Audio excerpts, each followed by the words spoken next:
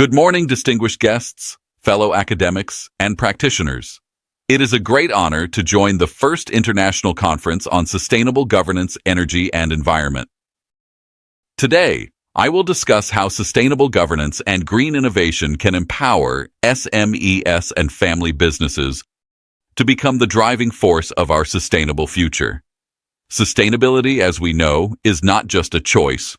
It's the only strategy that ensures long-term survival and competitiveness. In this keynote, I will explore 5 main areas. We start by setting the stage with the global sustainability imperative, why this transition is urgent for everyone. Then, we will focus critically on the challenges faced specifically by small and medium enterprises and family businesses in adopting new standards. Following this diagnostic, we move into solution-oriented discussions, presenting breakthrough innovations across Asia that prove green growth is possible. From there, we detail the future pathways for sustainable governance that can support these firms. And finally, we conclude with our collective call to action. Let's look at the scale of the opportunity and the challenge. SMEs form 97% of enterprises across Asia and employ over 60% of the workforce. This is the sector that defines our economic landscape. However, it is precisely this massive segment that remains profoundly underprepared for the green transition. They often lack the governance structures, the capital, and the technological foresight required. Therefore, our central goal today is not just to observe this gap, but to actively rethink the core mechanisms. Specifically, how governance, green innovation, and long-term economic growth must intersect to empower these crucial businesses for the future. As we transition from the overview, we must first establish the gravity of the current operating environment. We are living in an era defined by what the UN calls the triple planetary crisis, a concurrent and escalating threat posed by climate change, biodiversity loss, and systemic pollution.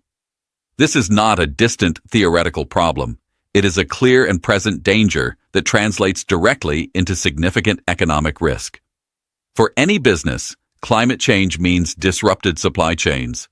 Biodiversity loss threatens the natural resources that feed key industries, and pollution directly impacts public health and worker productivity. The global financial sector is already responding by increasingly penalizing firms and, by extension, the entire supply chain, including SMEs, that do not manage these environmental risks responsibly.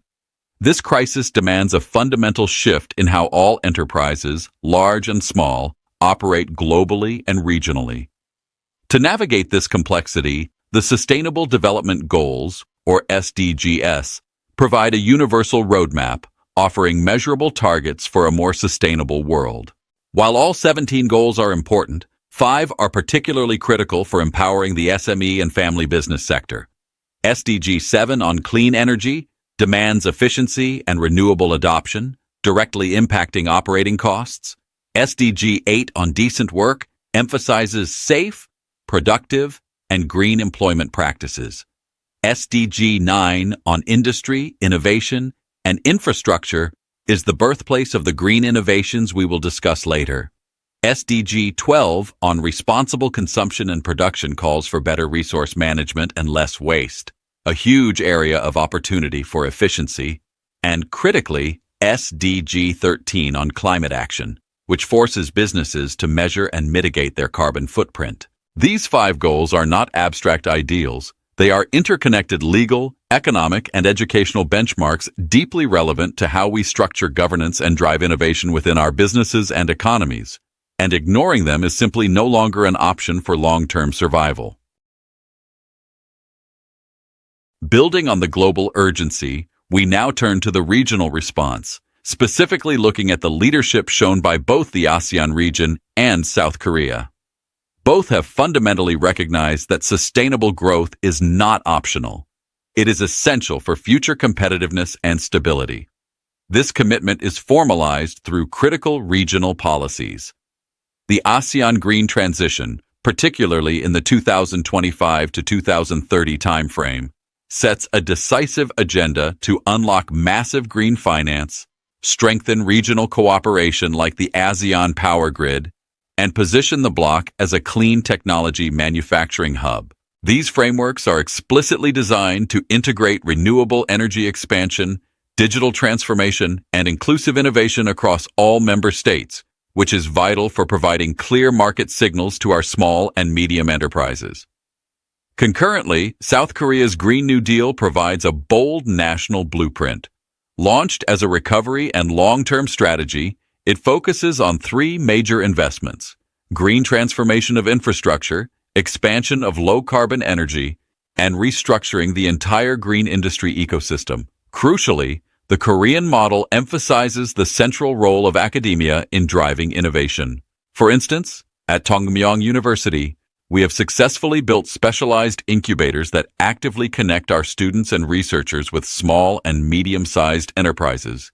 This partnership model is highly effective, allowing us to co-create scalable green solutions such as new energy storage or resource-efficient manufacturing processes that are immediately practical for local firms. This approach, where the academic institution serves as the bridge between cutting-edge research and grassroots business application, could very well serve as a powerful and replicable model for collaboration right here in Indonesia and across the ASEAN region, ensuring that this transition is inclusive and technologically supported.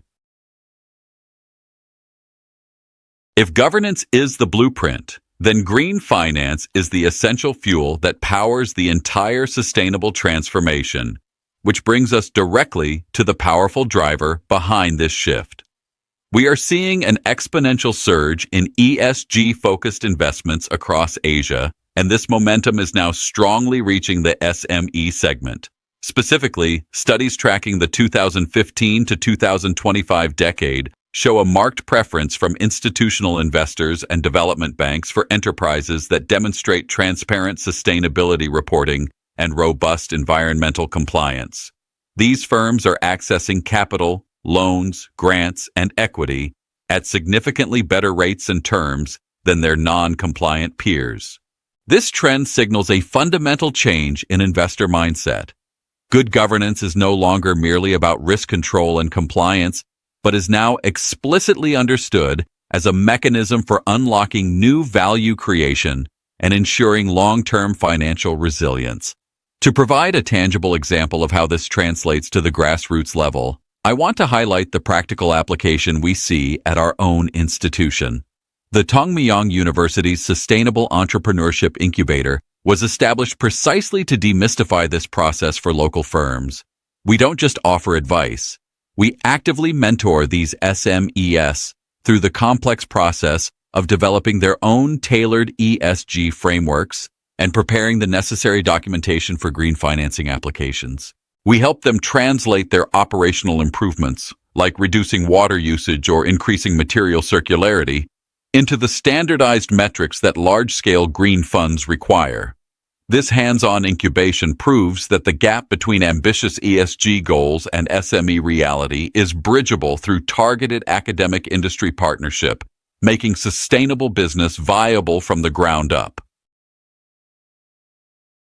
Following the high aspirations set by regional policies and the growth of green finance, we must now take a hard look at the ground-level reality, and the data reveals a significant challenge. According to the OECD's 2024 analysis, only 23% of ASEAN SMEs currently possess a formal sustainability plan or engage in any systematic environmental monitoring. This low figure means a staggering 77% of the economic backbone of the region is essentially operating without a strategic roadmap for the coming green transition, leaving them highly exposed to future climate and market risks. This lack of preparedness stems not just from a single deficiency, but from deep-seated barriers across four key areas. Most small and medium enterprises are struggling with profound resource gaps, meaning they face critical cost constraints and lack the dedicated human capital necessary to manage complex compliance or reporting tasks. They also suffer from significant knowledge and technical gaps, preventing them from understanding sophisticated ESG metrics, or identifying viable green technologies suited to their scale. But perhaps the most difficult barrier to overcome lies in the governance and behavioral gaps. These challenges are particularly pronounced among the vast number of family businesses that dominate the regional economy, where decision-making is often centralized and intrinsically legacy-driven. The conservative nature of these entities, which often prioritizes short-term stability and family continuity over disruptive long-term strategic transformation, creates a resistance to the structural changes demanded by sustainability. Addressing these deep-seated gaps, especially among the 77% who are currently on the sidelines, is the essential prerequisite for ensuring our collective sustainable future. Following the data check on preparedness, we must now delve deeper into the most resistant obstacles to sustainability, those related to governance and organizational culture. In a vast number of family enterprises, leadership remains primarily informal and reactive, rather than being guided by structured, long-term strategic frameworks. Decision-making is often centralized, opaque, and based on immediate needs, leading to a pervasive short-term mindset. This lack of formal structure makes it incredibly difficult to implement sustained environmental policies or transparent reporting mechanisms, which are the cornerstones of sustainable practice. Compounding this challenge is the nature of family businesses themselves. There is often significant inherent resistance to change due to generational gaps, where older leaders prioritize the legacy and stability of established systems and fear of disrupting entrenched, often profitable operations. The fundamental tension here is about balancing legacy with innovation. While the family values the long-term continuity of the enterprise, they often struggle with the need to adopt disruptive green technologies or governance models that might challenge the family's traditional control structure. True sustainable governance therefore requires much more than just adopting a new policy. It demands a profound mindset shift. We must move the focus from rigid family control and personal influence to purpose-driven leadership, where the business's long-term survival is explicitly tied to its social and environmental impact. The crucial question that underpins the rest of our discussion is, how do we turn these deeply rooted, legacy-driven cultural and governance barriers into powerful catalysts for transformative, sustainable change? Beyond the structural and cultural issues, a massive practical hurdle remains: the green capability gap. This gap is essentially a dual deficiency. First, we observe a severe limited financing capacity for sustainability transformation. Many small and medium enterprises, while perhaps willing to change, lack the foundational financial literacy required to navigate the complex world of green funding. They do not know how to prepare an ESG report, structure a bankable green project proposal, or even identify the appropriate blend of grants and debt available to them. Consequently, they remain excluded from the exponentially growing green finance markets we discussed earlier. Second, there is a critical lack of human capital for digital green integration. The future of sustainability is inherently technological, relying on smart energy management, digital supply chain tracking, and automated reporting. Yet, most SMEs do not employ staff with the technical expertise to adopt these digital green technologies, which are essential for scaling their sustainability efforts beyond simple actions. This combination of financial and technical exclusion is what defines the capability gap, and it prevents the majority of SMEs from becoming true green innovators. This is precisely why building strategic partnerships among government, academia, and business becomes so absolutely critical. Simply waiting for individual SMEs to develop these expensive skills and expertise independently is unrealistic. The pace of climate change demands a faster, systemic solution. Collaboration, in the form of shared incubation, subsidized training, and standardized reporting tools, can fill this capability gap exponentially faster than competition ever could, acting as a force multiplier for regional transformation. Now, let's decisively shift our focus to innovation, because technology truly is the great equalizer in this transition. The convergence of digital tools like artificial intelligence, the Internet of Things, and blockchain is democratizing sustainability, making high-impact environmental management accessible even to small enterprises. Consider the immediate impact. Through IoT sensors, an SME can monitor energy use in real time, instantly identifying waste and optimizing equipment to drastically cut costs. AI can then process this data to optimize complex supply chains, reducing mileage and emissions. Furthermore, blockchain technology offers unprecedented transparency in sourcing, allowing a small family business to provide auditable proof of ethical materials to global buyers, something previously only affordable by large corporations. This is the crucial intersection. Innovation not only enables significant cost reduction, but simultaneously contributes powerfully and positively to the planet. We see this play out in applications like microgrids for decentralized, reliable, clean power, in waste-to-resource systems that turn industrial byproducts into new revenue streams, and in comprehensive circular economy practices that redesign processes to eliminate waste entirely. However, the critical link remains access. Technology must be affordable, relevant, and deployable by small and medium enterprises. And that is precisely where governance plays its enabling role, by creating the public platforms, the standardized protocols, and the collaborative spaces necessary to move these powerful tools from the university lab and into the hands of that 97% of businesses that need them most.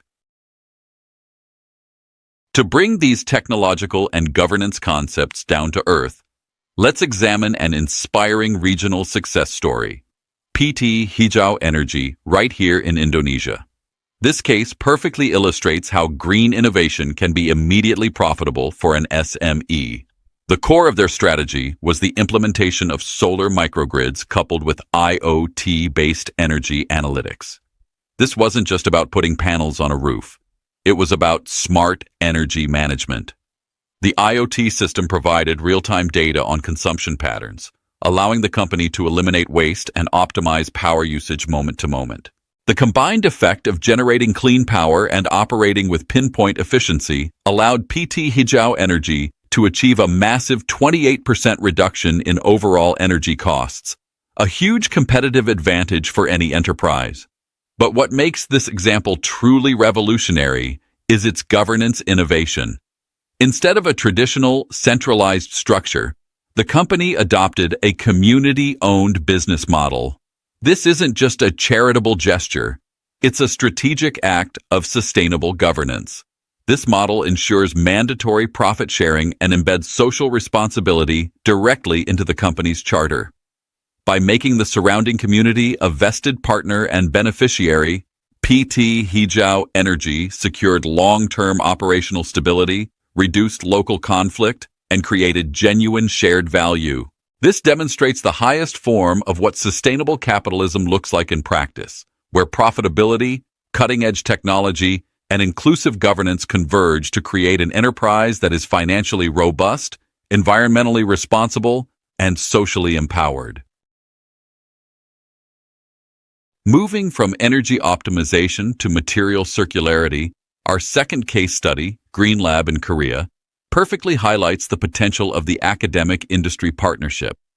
Green Lab is at the forefront of transforming one of the biggest urban waste problems, food waste, into high-value, sustainable products, specifically bioplastics.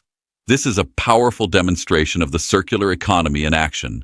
The collaboration is intentionally structured to bridge the green capability gap we discussed earlier.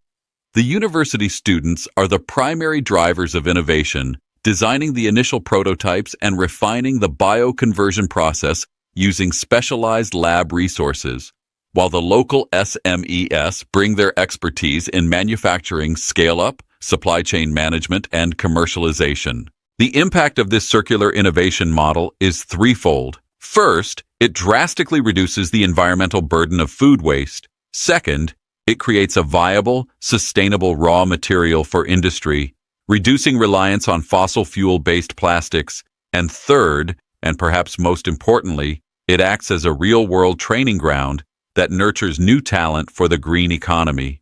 Students graduate with commercialization experience, and SMEs gain access to cutting-edge research without heavy R&D investment. This case clearly shows that sustainability and education must work hand in hand. When governance structures facilitate this seamless exchange of knowledge and expertise between the academic sector and local industry, innovation moves rapidly from the lab bench to the marketplace, creating both environmental and economic value. Our third and final case study, EcoWeave in the Philippines, brings us full circle by showing how a traditional family textile business can not only survive, but thrive within the circular economy.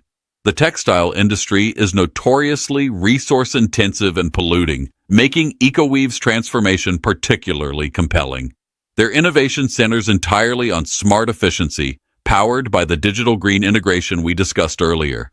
Specifically, they implemented AI-based fiber sorting, a technology that allows them to quickly and accurately separate textile waste by material type, color, and quality. This process is the key to closing the loop. It means waste that was once destined for landfills is now recognized as a valuable, reusable resource for producing high-quality new textiles. The results are undeniable.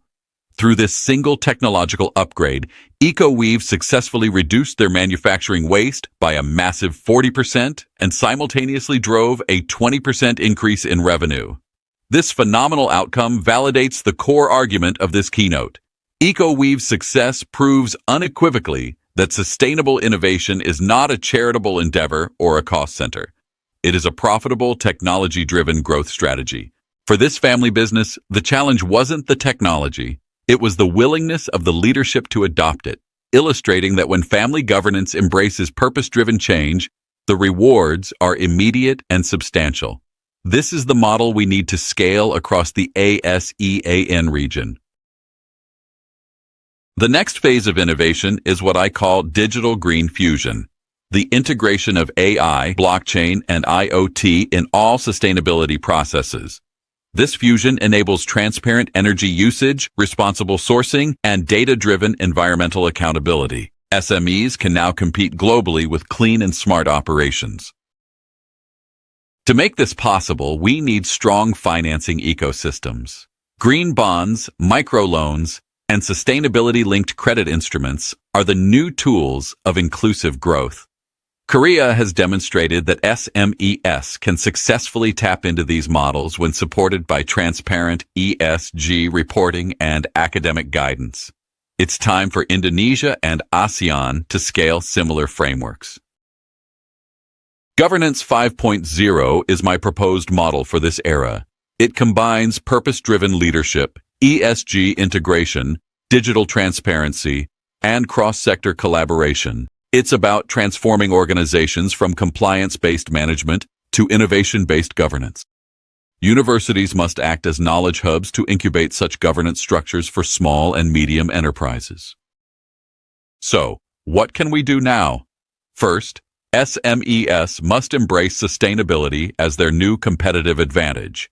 Second, family businesses must formalize their governance systems to attract green investors. And third, academia, government, and industry must co-create innovation clusters where ideas meet implementation.